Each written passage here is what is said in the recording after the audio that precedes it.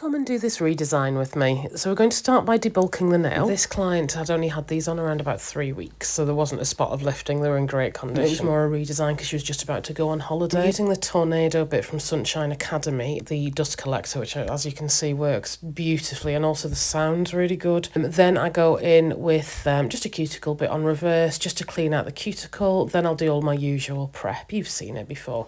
If you would like to see the longer kind of more unedited versions, let me know because I can put them up on the tube of you if you want to see them. Also, if you're enjoying this, I'd be eternally grateful if you'd drop us a like and a follow. When I'm doing an almond shape, I like to kind of almost be at a 45-degree angle because I find it really helps that shape come in quite naturally.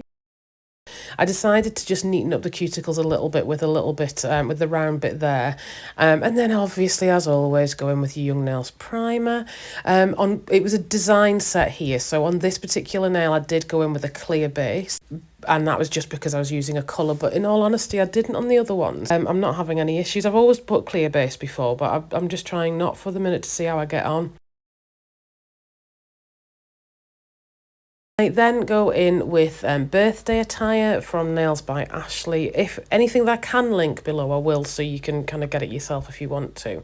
I'd put some dots with clear acrylic on the nail beforehand, but then I go in with a very, very thin, almost watery layer of the birthday attire over the top, and it's just perfect for it because it's kind of sheer enough that you can see through it, but also not too sheer that you don't get good coverage on the nail bed. And I do cap that in clear, that particular nail. Once I've done that, I'll file it.